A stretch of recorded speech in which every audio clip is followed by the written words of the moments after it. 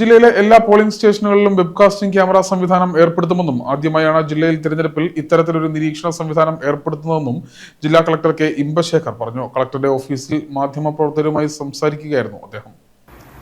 നമ്മുടെ മുമ്പിലുള്ള ഏറ്റവും പ്രധാനപ്പെട്ട ഒരു ഇമ്മീഡിയറ്റ് വർക്ക് എന്ന് പറയുന്നത് ഇലക്ഷനാണ്. അപ്പോൾ അതിനുള്ള പ്രവർത്തനങ്ങളെല്ലാം ഞാൻ റിവ്യൂ ചെയ്ത് ക്രോഡീകരിച്ച് വരികയാണ്.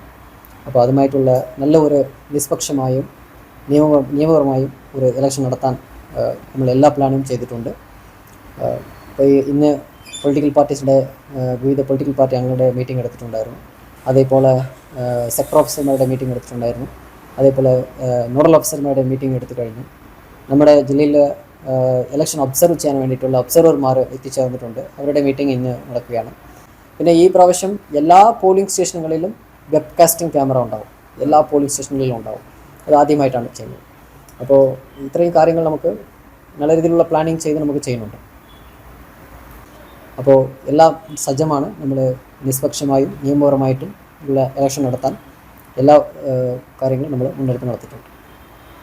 അപ്പോൾ ഇതിൻ്റെ ഭാഗമായി ഒരു വാച്ച് ചെയ്യുന്ന ഒരു ഇതിലുള്ള മാധ്യമ സുഹൃത്തുക്കൾ നല്ല രീതിയിലുള്ള ഒരു സഹകരണം കൂടി കൊടുക്കണമെന്ന് അഭ്യർത്ഥിക്കുന്നു. നിയമസഭാ തിരഞ്ഞെടുപ്പിൽ ആലപ്പുഴ ജില്ലയിൽ 1898 പോളിംഗ് സ്റ്റേഷനുകൾ.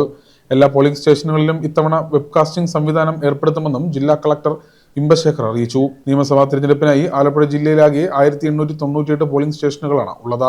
എല്ലാ പോളിംഗ് സ്റ്റേഷനുകളിലും വെബ്കാസ്റ്റിംഗ് സംവിധാനം ഏർപ്പെടുത്തുന്നത് ജില്ലയുടെ തിരഞ്ഞെടുപ്പ് ചരിത്രത്തിൽ ഇതാദ്യമാണ്.